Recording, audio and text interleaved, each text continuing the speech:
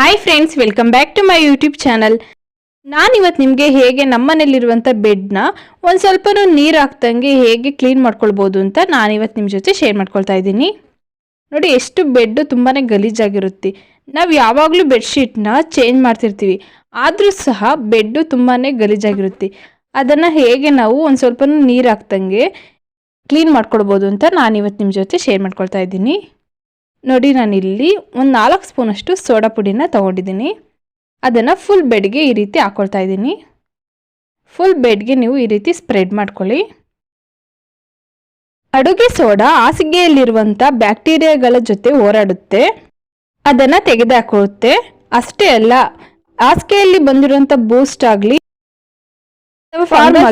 ಅದರ ವಿರುದ್ಧ ಸಹ ಹೋರಾಡುತ್ತೆ. ಹಾಸಿಗೆಯಲ್ಲಿ ಬ್ಯಾಡ್ ಸ್ಮೆಲ್ ಕೂಡ ಬರ್ತಾ ಇರುತ್ತೆ. ಈ ಅಡುಗೆ ಸೋಡಾ ಹಾಕಿರೋದ್ರಿಂದ ಬ್ಯಾಡ್ ಸ್ಮೆಲ್ನ ಹೋಗಲಾಡಿಸುತ್ತೆ.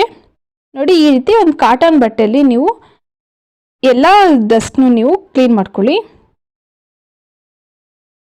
ಯಾರೇನು ನನ್ನ ಚಾನಲ್ನ ಸಬ್ಸ್ಕ್ರೈಬ್ ಮಾಡ್ಕೊಳ್ಳದೆ ನೋಡ್ತಿದ್ರೆ ಪ್ಲೀಸ್ ಸಬ್ಸ್ಕ್ರೈಬ್ ಮಾಡ್ಕೊಳ್ಳಿ.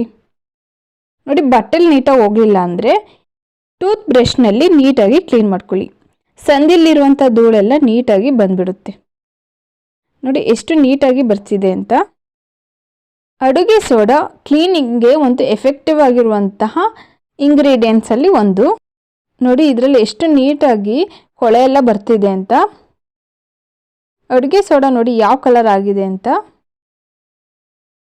ಫುಲ್ ಹಾಸಿಗೆನೂ ಸಹ ಇದೇ ರೀತಿ ಕ್ಲೀನ್ ಮಾಡ್ಕೊಳ್ಳಿ. ಫುಲ್ ಹಾಸಿಗೆನೂ ನೋಡಿ ನಾನು ಇದೇ ರೀತಿ ಕ್ಲೀನ್ ಮಾಡ್ಕೊಂಡಿದ್ದೀನಿ. ಮಕ್ಕಳು ಹಾಸಿಗೆ ಮೇಲೆ ಮಲಗ್ತಿದ್ರೆ ತುಂಬಾ ಬ್ಯಾಡ್ ಸ್ಮೆಲ್ ಬರ್ತಿರುತ್ತೆ. ಆವಾಗ ನೀವು ಈ ರೀತಿ ಅಡುಗೆ ಸೋಡಾನ ಹಾಕಿ ವಾರಕ್ಕೆ ಒಂದ್ಸಲನಾದರೂ ಬೆಡ್ನ ಕ್ಲೀನ್ ಮಾಡ್ಕೊಳ್ತಾ ಇದ್ದರೆ ಬೆಡ್ಡಲ್ಲಿರುವಂಥ ಯಾವುದೇ ರೀತಿ ಫಂಗಲ್ಸ್ ಆಗಲಿ ಮಕ್ಕಳಿಗೆ ತೊಂದರೆ ಕೊಡೋದಿಲ್ಲ. ನೋಡಿ ಎಷ್ಟು ಗಲೀಜು ಬಂದಿದೆ ಅಂತ. ನೋಡಿ, ಇವಾಗ ಎಲ್ಲ ಗಲೀಜನ್ನು ನೀಟಾಗಿ ತೆಗೆದಾಕೊಳ್ತಾ ಇದ್ದೀನಿ. ಬೆಡ್ನ ನೀಟಾಗಿ ಒಂದ್ಸಲ ಕೊಡವಿದ ಮೇಲೆ ಅದಕ್ಕೆ ನೀವು ಯೂಸ್ ಮಾಡುವಂಥ ಪೌಡರ್ನ ಹಾಕ್ಕೊಳ್ಳಿ. ಆವಾಗ ಇನ್ನೂ ಸ್ವಲ್ಪ ಯಾವುದಾದ್ರೂ ಬ್ಯಾಡ್ ಸ್ಮೆಲ್ ಇದ್ದರೆ ನೀಟಾಗಿ ಹೋಗ್ಬಿಡುತ್ತೆ. ಪೌಡರ್ ಹಾಗೆ ಹಾಕ್ಬಿಡ್ಬೇಕು ಅಂತ ಏನಿಲ್ಲ, ಅದನ್ನು ನೀವು ಒಂದು ಬಟ್ಟೆಯಿಂದ ಕೊಡವಿದ್ರೆ ಆಯಿತು.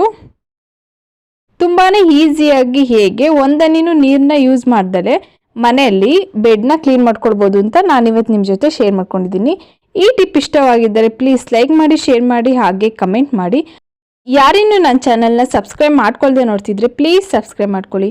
ನಾಳೆ ಮತ್ತೊಂದು ಹೊಸ ವಿಡಿಯೋ ಜೊತೆ ಸಿಗ್ತೀನಿ. Bye. Thank you for watching.